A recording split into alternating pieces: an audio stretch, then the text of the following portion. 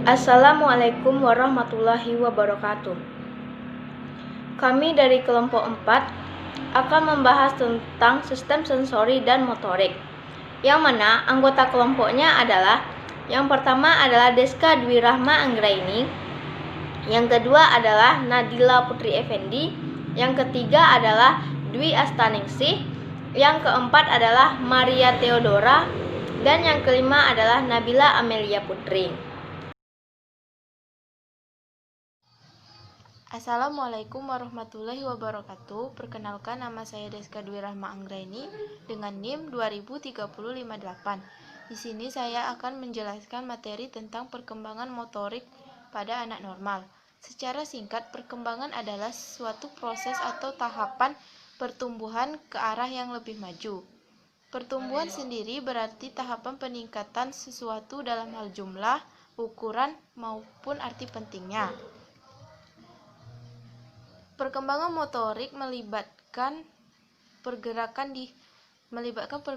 di kaki, tangan, dan keseluruhan anggota badan seperti berjalan, meloncat jauh, berlari, dan melompat tinggi. Perkembangan motorik yang melibatkan aktivitas kehidupan sehari-hari seperti makan sendiri, berpakaian, melempar, menangkap bola, dan lain-lain. Aspek perkembangan motorik antara lain yang pertama motorik kasar. Contohnya merangkak, berjalan ke depan, ke belakang, menyamping, berlari, melompat, meloncat, memanjat, menendang bola, dan lain sebagainya. Adapun motorik halus yaitu menoleh ke kanan ke kiri, ke bawah, ke atas, meraih benda, memasukkan benda, menulis atau menciplak, meniru, menggunting, menempel, melempar bola, dan menangkap bola. Yang ketiga, keseimbangan. Berjalan dengan membawa benda, berjalan dengan mata tertutup, berjalan pada suatu garis lurus, berjalan di atas papan atau titian, berjalan jinjit, berdiri dengan satu kaki, dan lain sebagainya. Perkembangan motorik anak menjadi salah satu hal penting yang butuh perhatian khusus dari orang tua. Kemampuan anak untuk bergerak ini dipengaruhi oleh perkembangan kekuatan otot, tulang, dan koordinasi otak untuk menjaga keseimbangan tubuh. Kemampuan motorik anak dibagi menjadi dua kategori, yaitu motorik kasar dan motorik halus. Motorik kasar berhubungan dengan gerakan otot besar yang ditandai dengan kemampuan anak dalam duduk, berjalan, berlari, melompat, dan sebagainya. Sedangkan motorik halus berhubungan dengan gerakan otot-otot kecil seperti jari jemari tangan yang ditunjukkan dengan kemampuan anak memindahkan benda, mencoret-coret, maupun menyusun balok. Baiklah, perkenalkan, nama saya Maria Theodora dengan NIM 203022 akan menjelaskan beberapa perkembangan motorik bayi secara umum. Yang pertama, 0 sampai 3 bulan. Selama 3 bulan pertama kehidupannya, bayi akan mulai mengembangkan kemampuan dan kekuatan yang mereka butuhkan untuk bergerak nantinya. Bayi masih menggenggam erat jemarinya. Nah, ibu bisa melatih motorik halusnya dengan memberikan benda yang dapat digenggam atau menyilangkan tangannya dengan lembut untuk menguatkan otot lengannya. Yang kedua yaitu 4-6 bulan. Pada usia ini, si kecil sudah mampu mengangkat kepala dan dadanya ketika dibaringkan dalam posisi telungkup. Yang ketiga yaitu 7-9 bulan.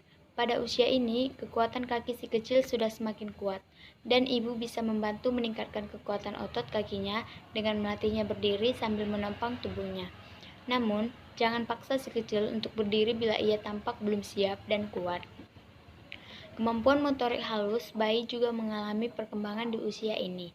Ia sudah bisa menggunakan tangannya sebagai penyangga keseimbangan saat duduk. Si kecil pun bisa mulai mengambil benda yang ada di jangkauannya tanpa terjatuh. Selanjutnya itu 10-12 bulan. Tidak terasa, si kecil sudah hampir berusia 1 tahun. Saat ini, si kecil sudah bisa mengubah posisi sendiri, misalnya dari tengkurap ke posisi merangkak. Jadi, ketika tengkurap, si kecil bisa mendorong tangan dan lututnya ke posisi dasar merangkak dan bergerak maju mundur tanpa melangkah. Gerakan ini sangat bermanfaat melatih otot tangan dan kakinya sehingga ia siap untuk merangkak. Latihlah kemampuan merangkak si kecil dengan cara meletakkan mainan di depannya untuk diraih. Demikian materi yang dapat saya sampaikan. Terima kasih. Assalamualaikum warahmatullahi wabarakatuh. Perkenalkan, nama saya Nabila Amelia Putri dengan NIM 203129.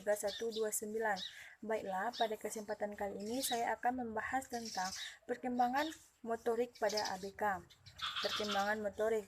Menurut Elizabeth Bihulok menyatakan bahwa perkembangan motorik diartikan sebagai perkembangan dari unsur kematangan, pengendalian gerak tubuh, dan otak merupakan pusat gerak. Gerakan ini terdiri atas gerakan halus dan gerakan kasar. Sedangkan menurut Rini Endang menyatakan bahwa perkembangan motorik adalah suatu proses kemasakan atau gerak langsung melibatkan otot-otot untuk bergerak dan proses pensarafan yang menjadikan seseorang mampu menggerakkan tubuhnya. Jadi, dari pendapat di atas dapat disimpulkan bahwa perkembangan motorik merupakan perubahan keterampilan motorik dari lahir sampai umur 5 tahun yang melibatkan berbagai aspek perilaku dan keterampilan motorik.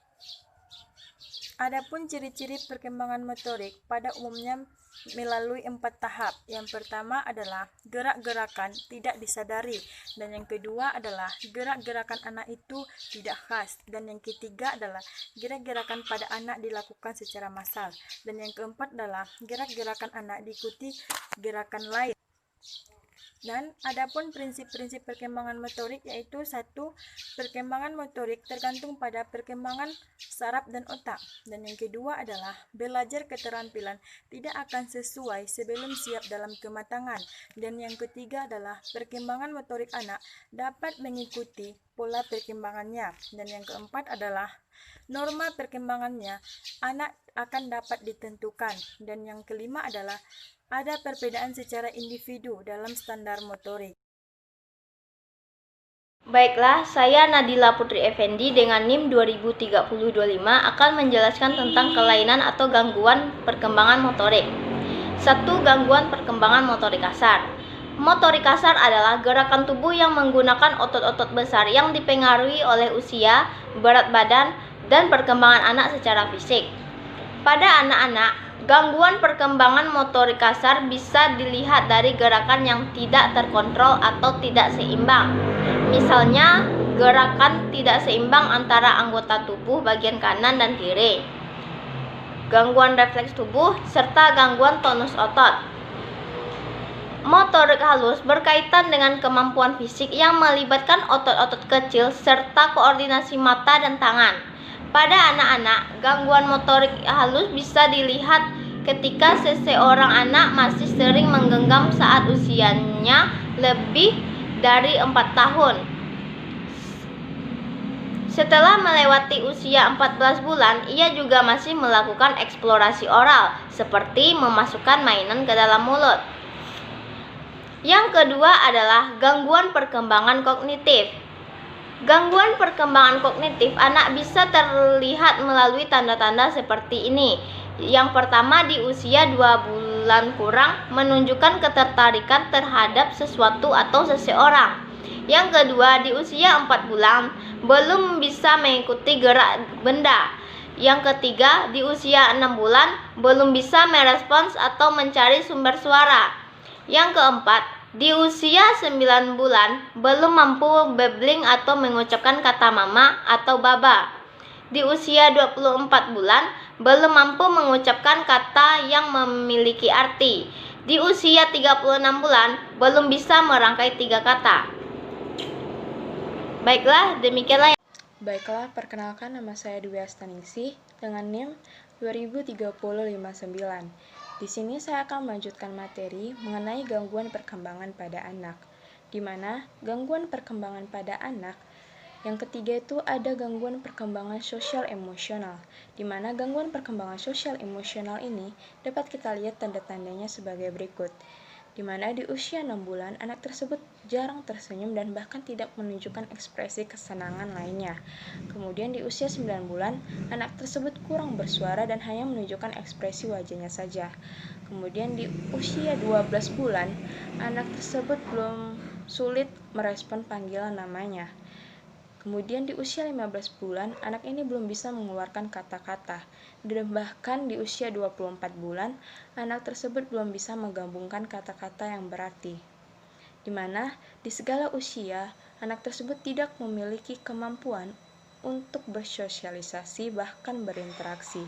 Kemudian yang keempat, ada gangguan perkembangan bicara dan bahasa, di mana gangguan perkembangan ini ditandai dengan minimnya kemampuan seseorang untuk menunjuk ataupun memperlihatkan ketertarikannya pada sesuatu hal ataupun seseorang bahkan di usia 20 bulan. Ketika ia memasuki usia 30 bulan, orang tua masih sulit mengerti perkataan anak tersebut, di mana ini disebabkan karena anak tersebut tidak konsisten dalam memberikan respon terhadap suara maupun bunyi. Misalnya, ia tidak memberikan respon saat ia dipanggil. Terima kasih. Baiklah, demikianlah hasil diskusi kami. Kalau ada kesalahan kami mohon maaf. Kami tutupi dengan Assalamualaikum warahmatullahi wabarakatuh.